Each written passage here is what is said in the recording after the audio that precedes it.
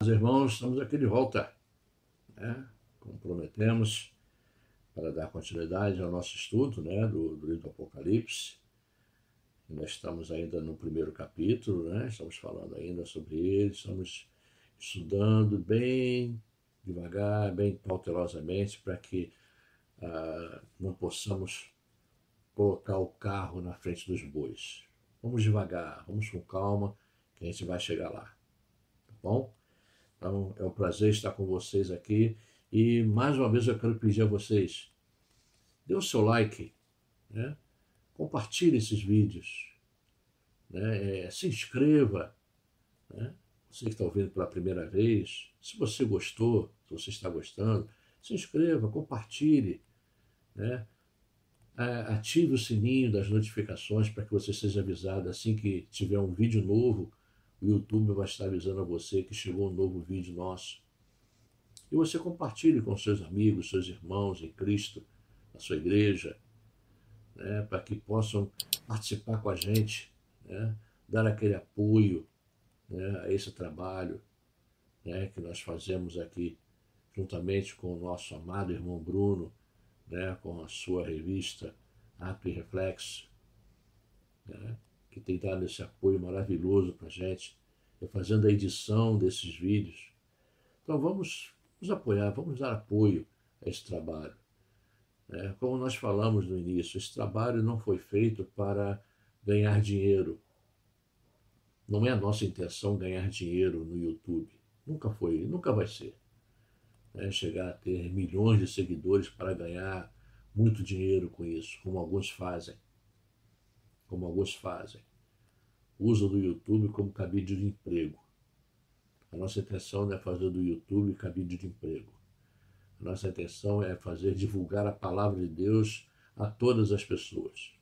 Mostrar que Deus, ele se preocupa com o ser humano. Deus ama o ser humano. Por isso ele enviou o seu Filho para vir a este mundo, morrer por nós, ressuscitar ao terceiro dia e estar junto ao Pai, intercedendo por nós como nosso advogado. Ok? Essa é a intenção, não é outra, senão essa. Então eu conto com o seu like, né? Gostou? Dá o seu like. Não gostou? Dá o seu dislike. Não tem problema nenhum, né? Não tem problema nenhum. Aqui é uma democracia. Você é livre para você dar a sua opinião, faça o seu comentário, faça a sua pergunta. O que você quiser perguntar, pode perguntar, que você vai ter a sua resposta. Você não vai ficar sem resposta. Tá ok? A gente conta com você, então. A gente pode contar com vocês, então? Beleza. Ótimo. Então vamos lá. Vamos dar continuidade, então. Voltando ao texto, João, então, começa a descrever como era aquela figura que ele estava vislumbrando atrás dele, né, do castiçal. Lembra do castiçal? Nós estávamos falando dos 7 castiçais? E que surgia um castiçal no meio deles? Muito bem. Primeiramente diz que ele estava vestindo uma veste longa e talhada. Quer dizer, talhada quer dizer até os pés. Esse termo talhada quer dizer uma vestimenta longa até os pés. Por isso que diz talhada. Cingido pelos peitos com um cinto de ouro. Pois bem, essa veste longa e talhada era uma menção às vestimentas dos sumos sacerdotes.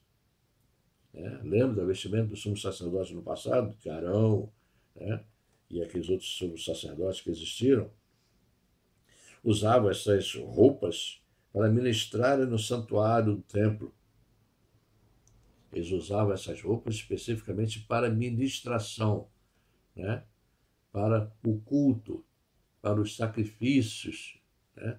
Toda aquela cerimônia, todo aquele cerimonial ali, era para essa finalidade que eles usavam aquelas roupas. E Jesus estava usando a mesma roupa que eles, a roupa sacerdotal. Por quê?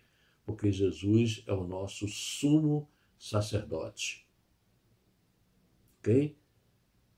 Então Jesus, cumprindo, né, esse papel de sacerdote, ele usava essa roupa talhada até o fim, essa roupa longa, que ia cobrir os pés, e o cinto de ouro, né, traspassado, né, no peito, um cinto de ouro. Jesus é o nosso grande sumo sacerdote. o nosso relacionamento com Deus, né, como está escrito como deve ser lá em Hebreus capítulo 2, no verso 17, e também em Hebreus capítulo 3, no verso 1. Vemos que essa personagem estava cingida pelo peito com um cinto de ouro.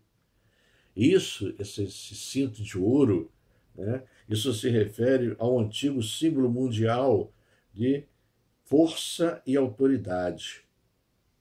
O ouro, esse cinto de ouro, significa isso, força e autoridade.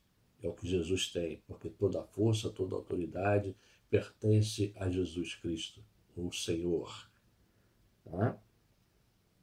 O homem trabalhador em geral usava uma túnica curta sobre as suas roupas largas, ao passo que os que tinham mais autoridade usavam um cinto, no caso o cinto era de ouro, simbolizando ser de uma autoridade incontestável, como vemos também lá em Mateus 28, verso 18.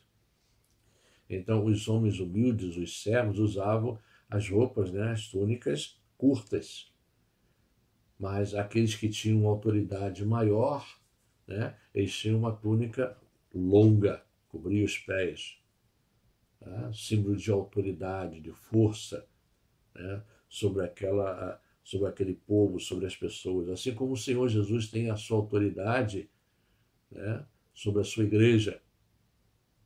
Ok? Assim é descrito essa parte aí das vestimentas com um cinto de ouro traspassado no seu peito. Um outro detalhe aqui era que a sua cabeça e seus cabelos eram brancos como a lã e como a neve, e os seus olhos como chama de fogo. Isso incorpora a ideia de nos remetermos à antiguidade, à visão do profeta Daniel no capítulo 7, nos versos de 9 a 13, onde Cristo é chamado o ancião de dias. Se você for lá no capítulo 7 de Daniel, versos de 9 a 13, você vai ver esse termo, ancião de dias. Esse ancião de dias é nada mais, nada menos da pessoa de Jesus Cristo, o Deus vivo. Ok? Então, quando você vira o termo ancião de dias, é referência ao Senhor Jesus, em Daniel. Ok? A cor branca como lã e neve significa a justiça de Deus, pois Cristo é a personificação da justiça divina. Né? O branco, ele significa isso, a pureza, a justiça pura, santa, imaculada do Senhor. Né? Então, esse era a razão das vestimentas brancas que Jesus estava usando ali. Né? Os olhos com chama como chama de fogo. Na realidade, da construção grega quer dizer, seus olhos atiravam fogo. É como se saísse fogo dos olhos de Jesus. Né? Não é igual a esses desenhos que tem aí. Não se trata disso. Tá bom? Isso é uma figura, né? É uma ilustração que João está dando à pessoa de Jesus. Ok? Isso aí indica a indignação de Cristo com a indiferença da igreja apóstata, a igreja de Laodiceia, quando a igreja não é o que deveria ser, incitando assim a ira do Senhor.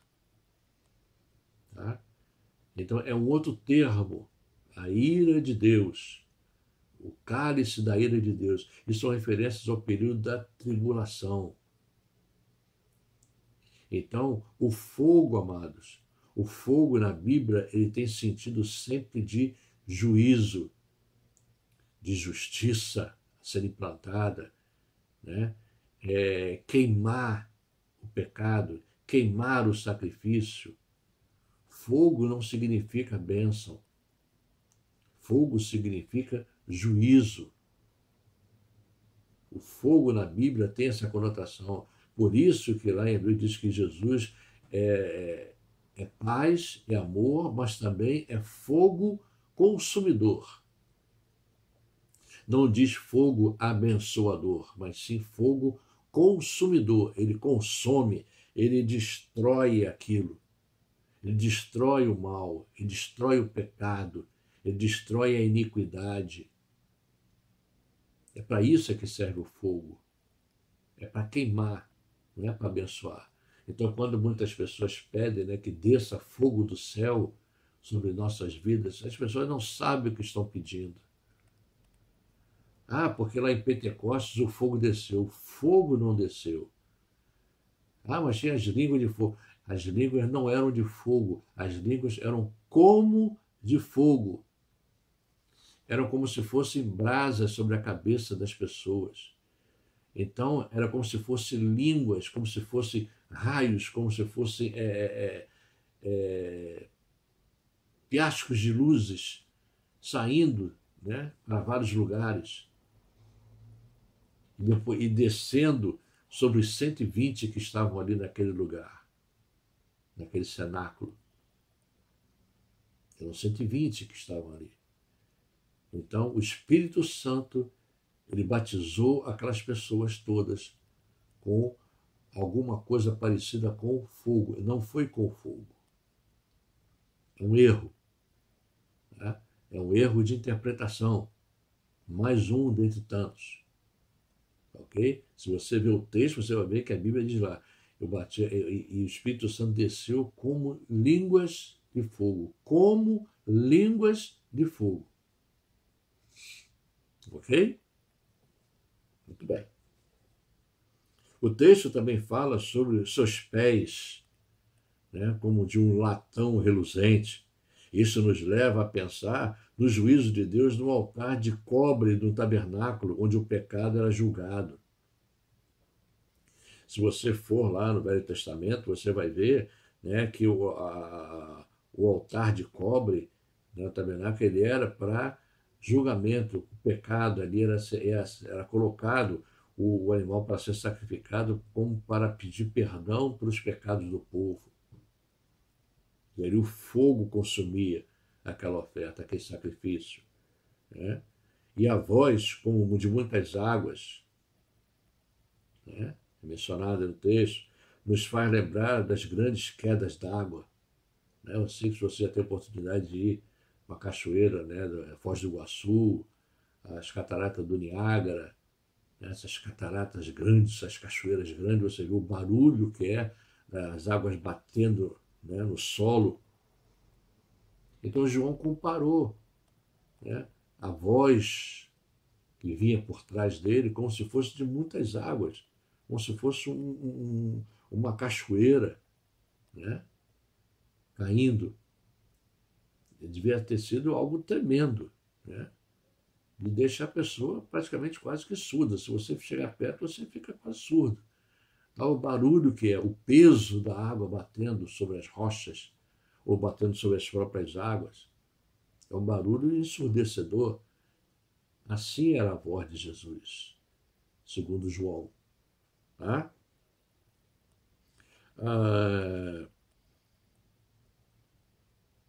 Isso significa que no dia do juízo, todas as vozes se silenciarão e só uma voz será ouvida, a do Senhor dos Exércitos, como uma voz de muitas águas.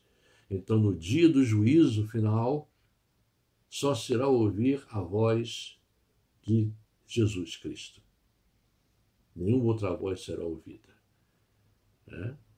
A não ser dos anjos, né, que colocarão diante do Senhor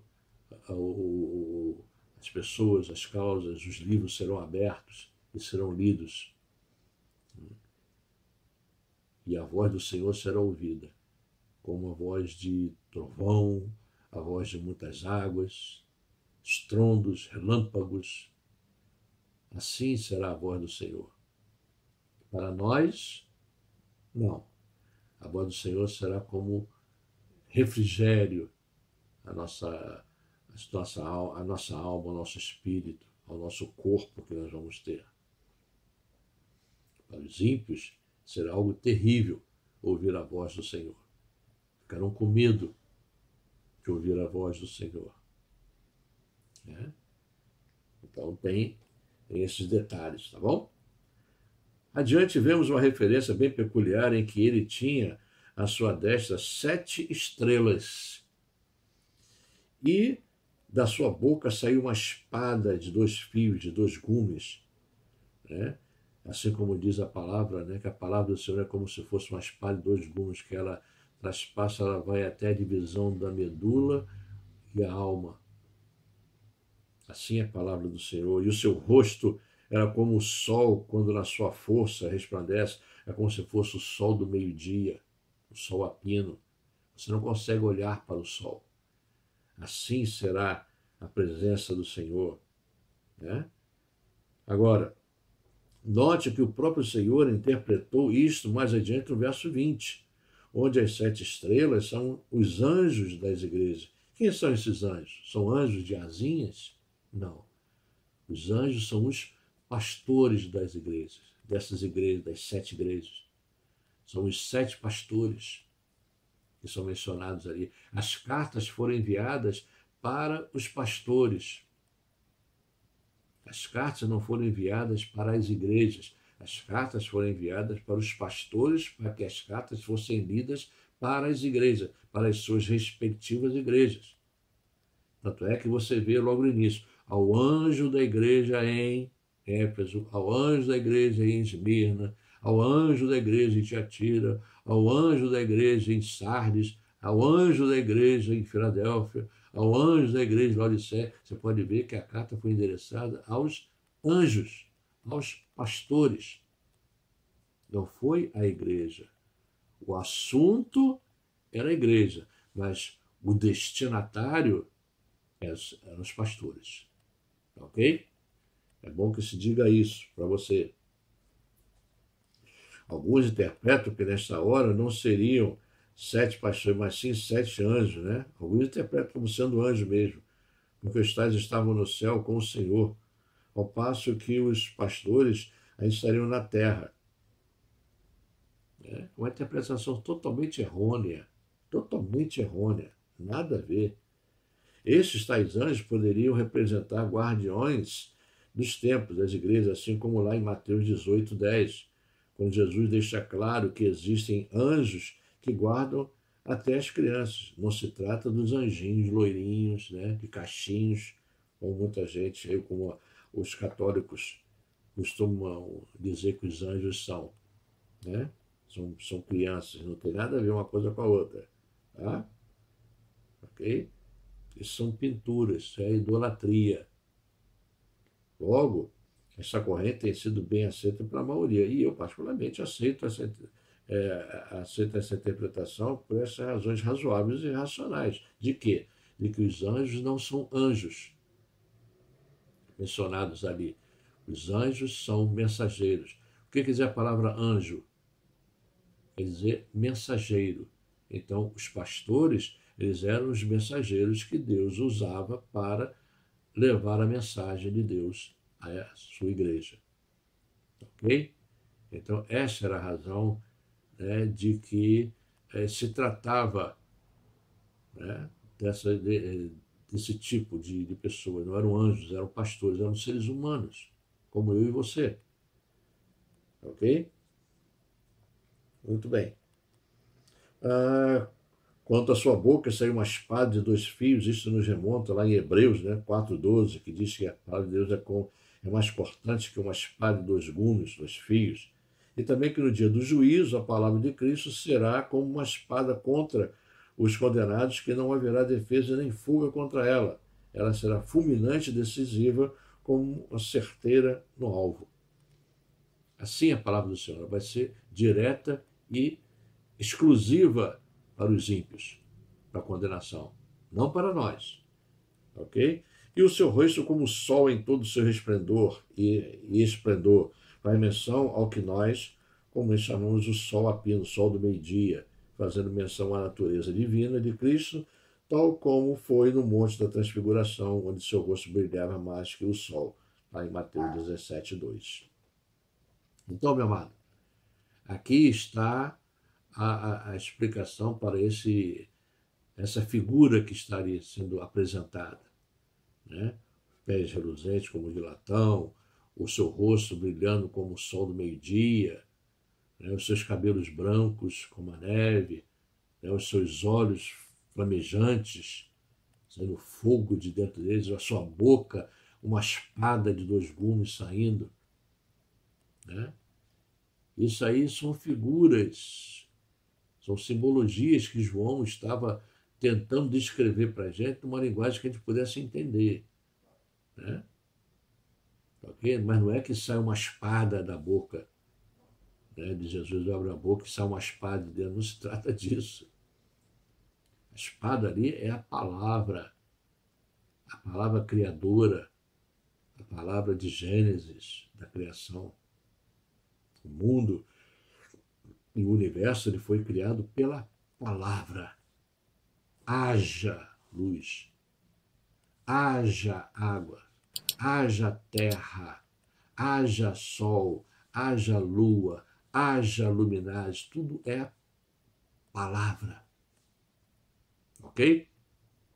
Então vamos ficando por aqui, mais essa parte, e vamos caminhando.